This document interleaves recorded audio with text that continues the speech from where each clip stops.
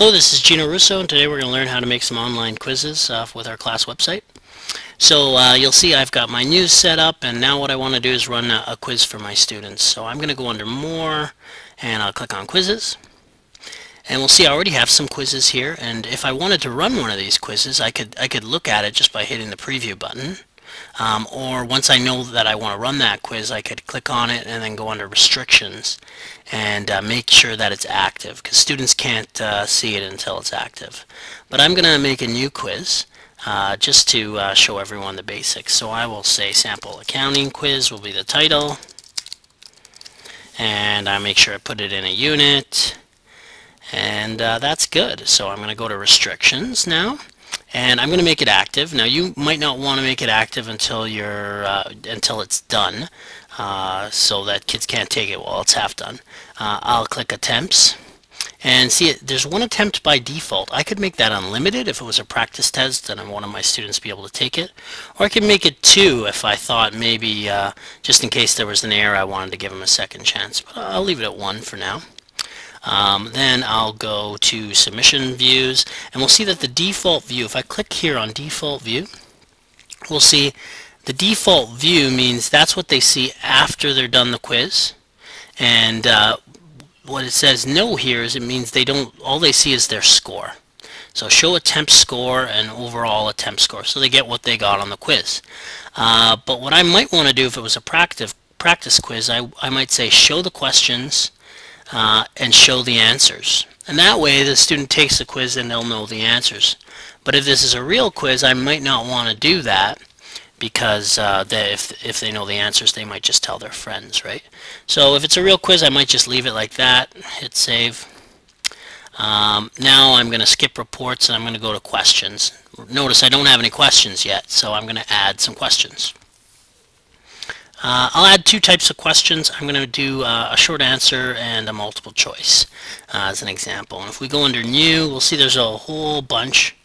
Most of the questions types we can do with multiple choice, true or false, or short answer, long answer. So I'll go multiple choice, and it says title. I don't really need a title. Points, how much points is the question worth? I'll leave it at 1, and I'll click here.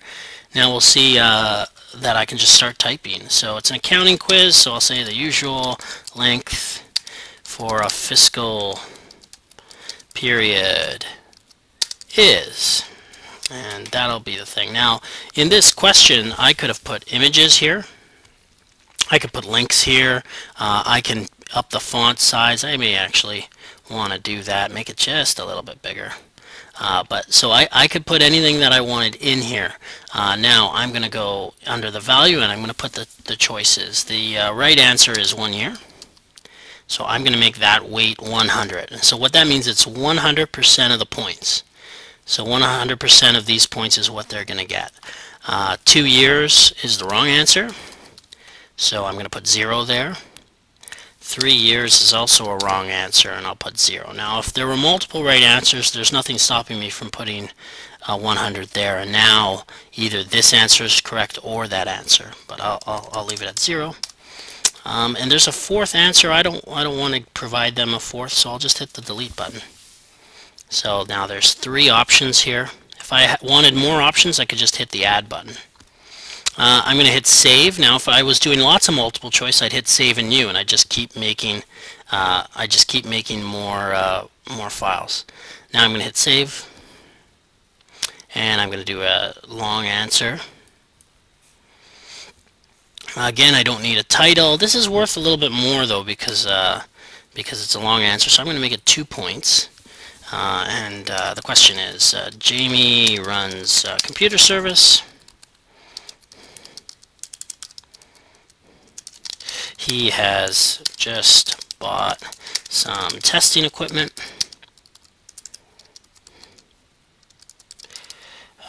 for his business for $1,200. Is this an asset or an expense? Why? And I can hit the spell check there, and and it says no misspelled words. Awesome. So I'll scroll down, and we'll see I can put initial text in here. This is an answer key that I can put in for grading, so that when I can put what I think the right answer is here, or how I'm going to mark it. But we'll see this will need to be graded, a long answer, right? So I'll hit save, and we'll see that I have a multiple choice and I have a long answer, and I could just keep adding new questions like that. But for the sake of the tutorial, I'm done. Well, let's just go back to quizzes now. Save and close. We'll see that, what did I just make? Sample accounting quiz. You see that it is now always active. So that means that the students are ready to do it. Now when I am done with it, I'm going to go in there and I'm going to go under restrictions. I'm going to make it inactive. But for now, I'll leave it open, and now I've got to tell my kids that it's time to take it. So I'm going back to course home, and I'm going to put an announcement. New news item. Quiz available. And I will say, hi everyone. There is a quiz for you to take by the end of the week. This quiz will be closed on Friday at 4 p.m. So, you know, if it was a practice quiz, I might always leave it on. If it was, depending on what I wanted to do, those would be my instructions, right? So now I should link to the quiz, because it's very unlikely that the student will go in here and find it. So to actually link to it, I hit the link button. I choose quiz. And I select the quiz. Now there's 3 quizzes, but what did I call it? I called it Sample Accounting Quiz. And then I just put the words here. Click here to take the quiz. And I'm going to pop it up in a new window. Hit insert. Maybe I'll make the font a bit bigger again. And hit publish. Now I'll show you a funny thing when I go back to course home. If I look at this quiz, it goes to a management mode, and so a lot of times teachers say, well, how do they get to the quiz? Well, that's the teacher view of the quiz.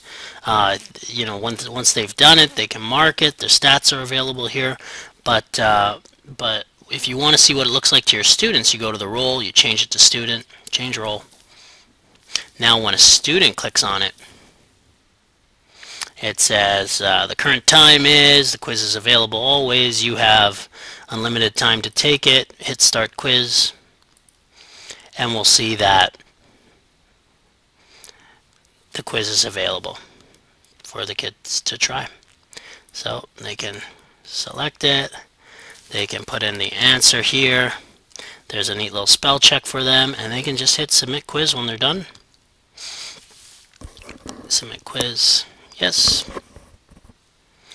And we'll see, because it had a short answer, it's not marked, and it's done. The teacher can then go and grade it. Now, if it was all multiple choice, it would have graded it by itself.